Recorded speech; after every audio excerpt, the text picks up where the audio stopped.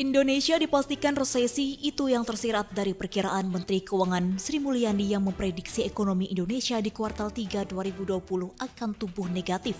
Kita masih punya kesempatan di bulan September ini. Kalau kita masih berada pada posisi minus, artinya kita masuk ke resesi.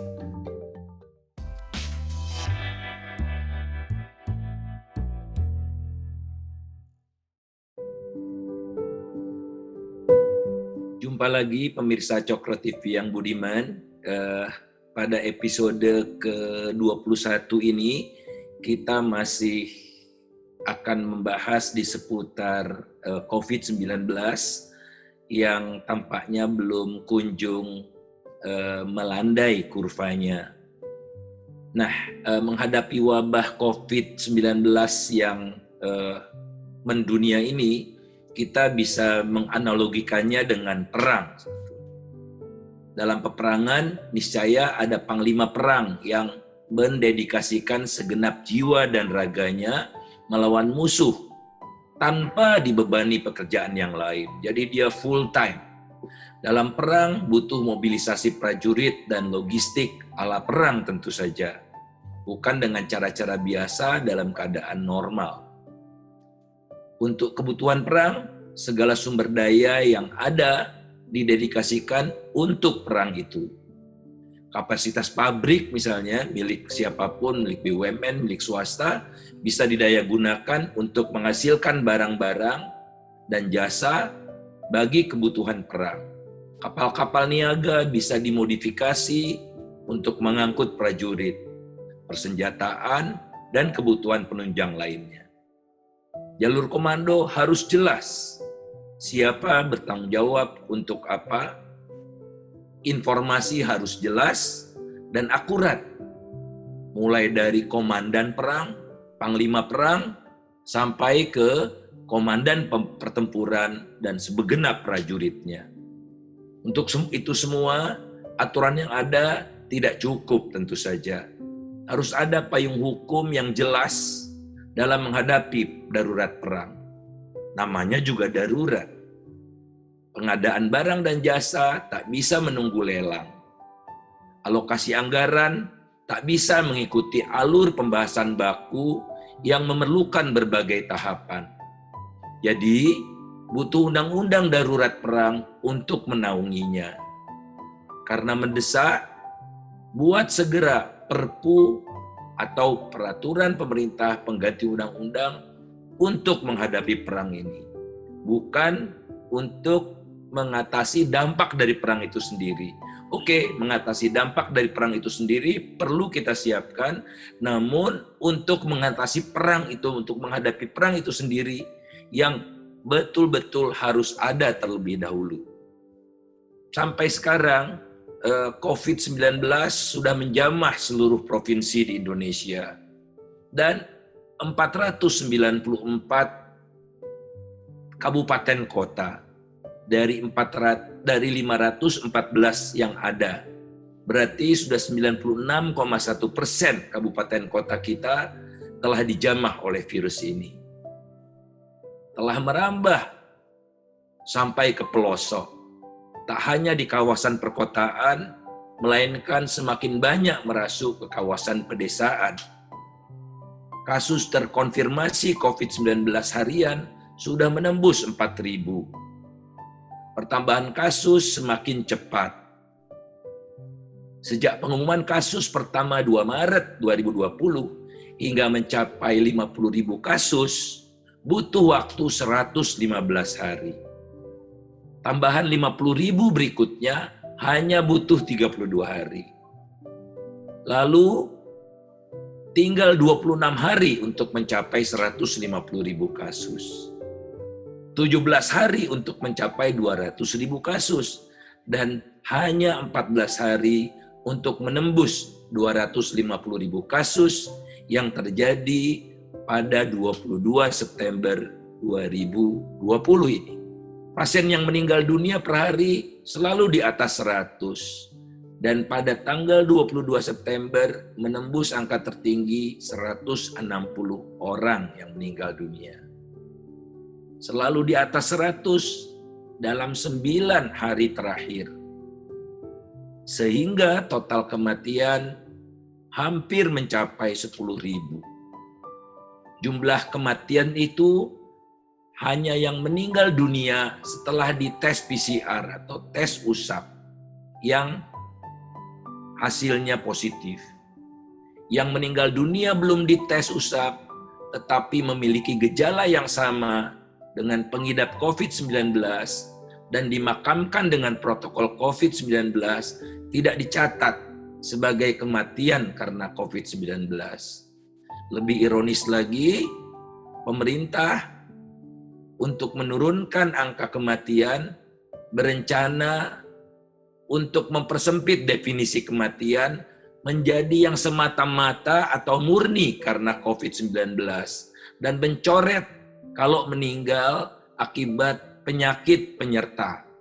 Jadi kalau meninggal karena COVID dan ada penyakit penyertanya, itu direncanakan tidak dicatat sebagai kematian karena COVID.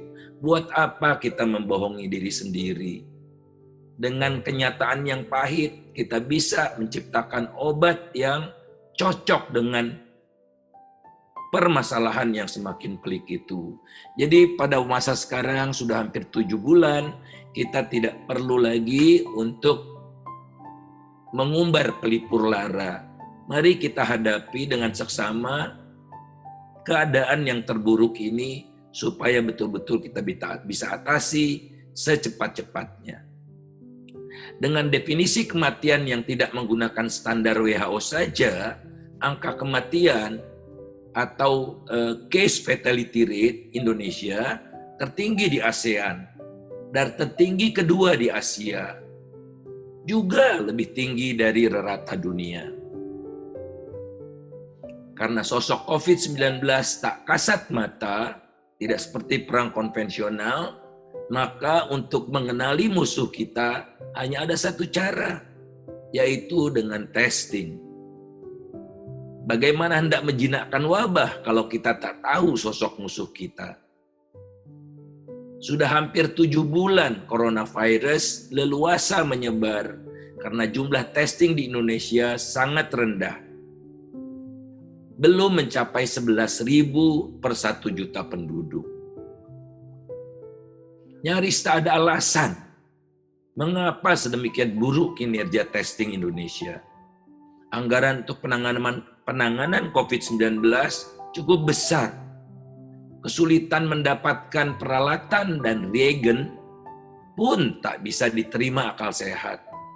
Negara-negara lain yang lebih miskin dari Indonesia sekalipun, seperti Bangladesh, Pakistan, dan Filipina bisa melakukan tes lebih banyak dari kita. Di antara negara-negara dengan kasus di atas 10.000, jumlah tes di Indonesia hanya lebih tinggi ketimbang 10 negara berpendapatan rendah dan berpendapatan menengah bawah di Afrika. Afrika semua, 10 negara itu. Dan 1 negara berpendapatan rendah di Asia, yakni Afghanistan. Status Indonesia yang baru naik kelas menjadi negara berpendapatan menengah atas tak tercermin dari jumlah tes itu. Sudah jumlah tes sedikit, tidak efektif pula. Mengapa saya katakan demikian? Karena tidak ada gunanya kalau tes semata tanpa diikuti oleh penelusuran kontak. Jumlah tes yang sudah lumayan naik sebetulnya di Indonesia, walaupun masih di bawah standar WHO, tidak disertai dengan strategi penelusuran atau pelacakan kontak. Nisbah atau rasio pelacakan kontak secara nasional sangat rendah, sekitar 3 saja. Jadi kalau 1 orang terkena COVID, dilacak kontaknya dengan siapa saja, cuma 3 hasil pelacakan itu. Bahkan di DKI Jakarta yang anggarannya sangat besar dibandingkan dengan provinsi-provinsi yang lain, juga merupakan epicentrum wabah COVID-19 berdasarkan data dari kawalcovid19.id, rasio lacak isolasi turun dari sekitar 4 pada bulan Juni menjadi kurang dari 2 pada bulan September. Bayangkan, tidak sampai 2 orang yang dilacak dari kontak orang-orang yang terkena COVID ini. Ini ibarat tawanan perang, jadi kita sudah menaklukkan musuh, kemudian kita tawan prajurit-prajurit lawan, ya. Namun tawanan itu bebas berkeliaran sesuka hati, bahkan sampai ke jantung pertahanan kita sendiri, ke dapur, ke pusat komando, dia bebas untuk berkeliaran. WHO menganjurkan pelacakan antara 10 sampai 30 per 1 kasus terkonfirmasi. Perang menghadapi wabah COVID tentu saja lebih pelik dari perang konvensional. Musuhnya tak kelihatan kasat mata. Tak satu jumlah, tak tahu jumlahnya berapa musuh kita itu. Dan di mana saja lokasinya berserakan.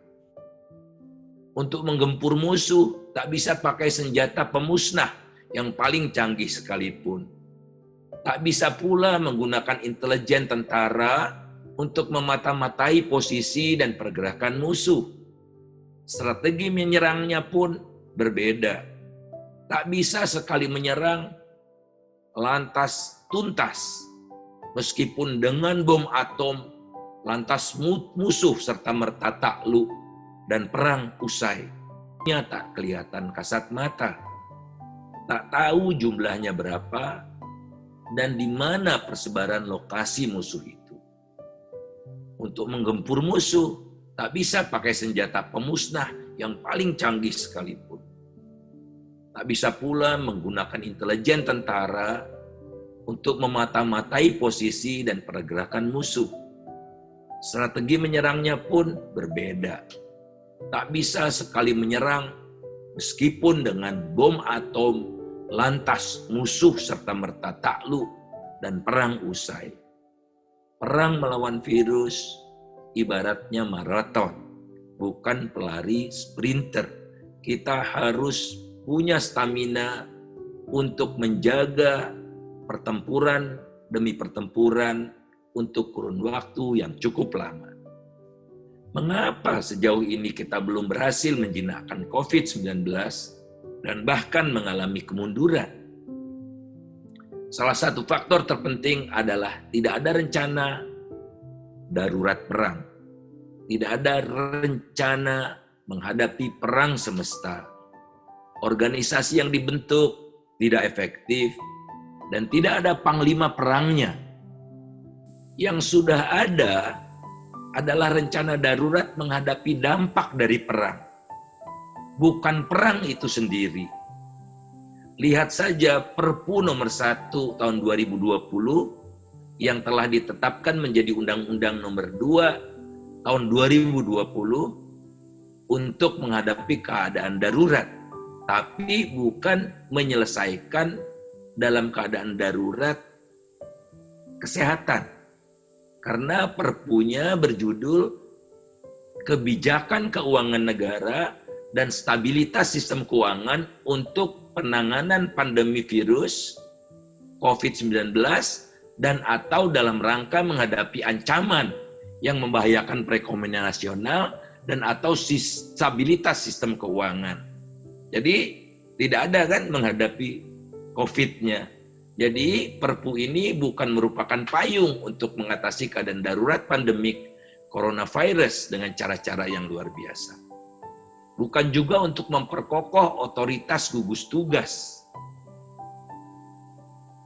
Sehingga menyebabkan koordinasi penanganan menjadi lemah. Apalagi tidak ada panglima perangnya. Pengelolaan data sangat parah dan tidak menggunakan standar WHO. Karena hukum daruratnya seperti itu, maka tak heran kalau struktur organisasinya pun tidak mencerminkan kedaruratan kesehatan.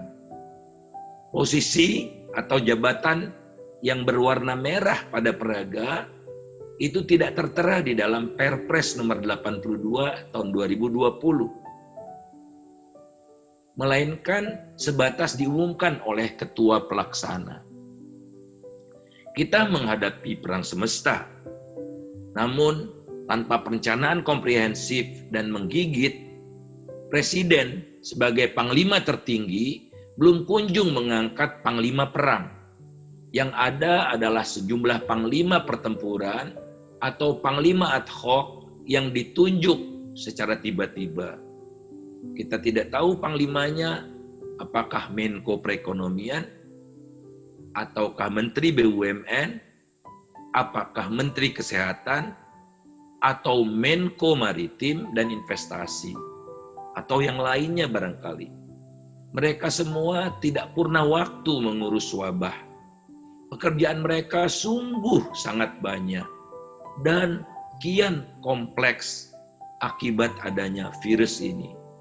BUMN banyak yang terkapar. Keuntungannya merosot menjadi rugi. Perlu banyak dana untuk mempertahankan keberadaan BUMN itu. Perlu strategi baru untuk menyelesaikan masalah-masalah di tengah virus ini.